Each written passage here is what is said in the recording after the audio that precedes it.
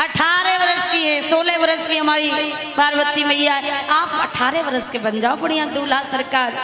भोले बाबा ने कहा तो फिर कोई बात नहीं, बन जाता। आज उसी वक्त बाबा सुंदर से दूल्हा बने 18 वर्ष के। बड़े दूल्हा सरकार की जय हो।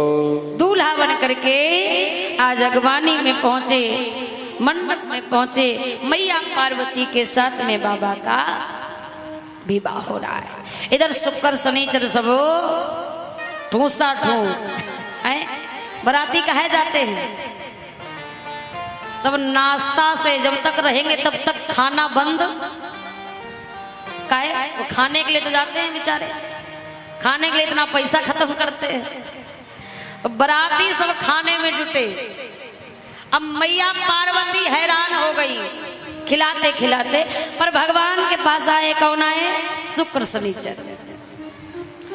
भगवान से कहते हैं बाबा भूख लगी। बाबा ने मैना मैया से कहा जा ले जाओ।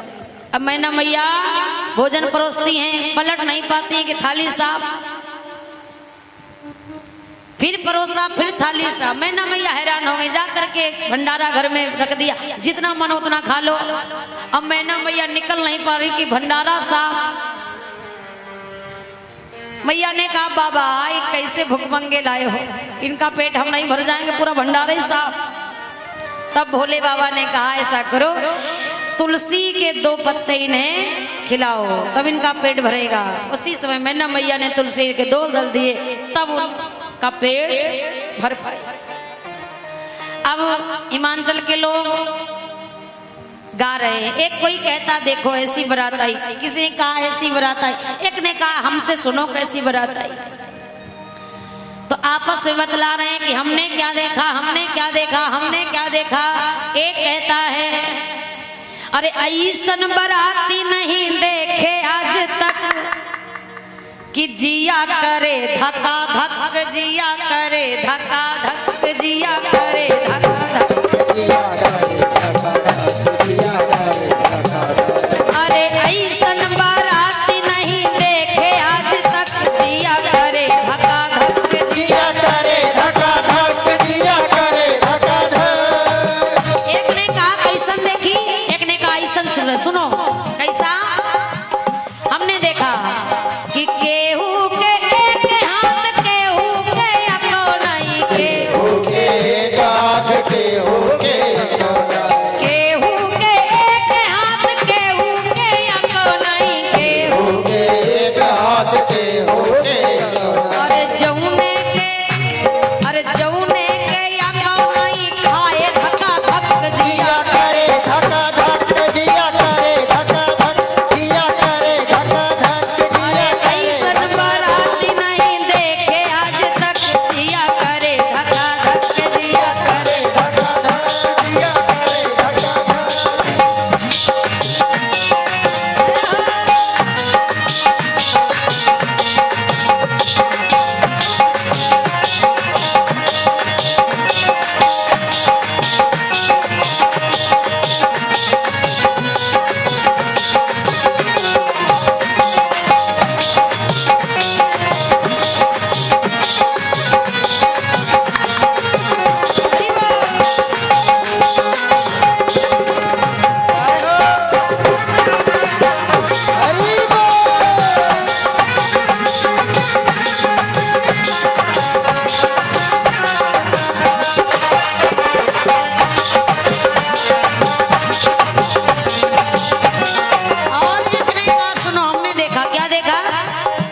कि केहू के एक आंख, केहू के अको नहीं, केहू के एक आंख, केहू के अको नहीं।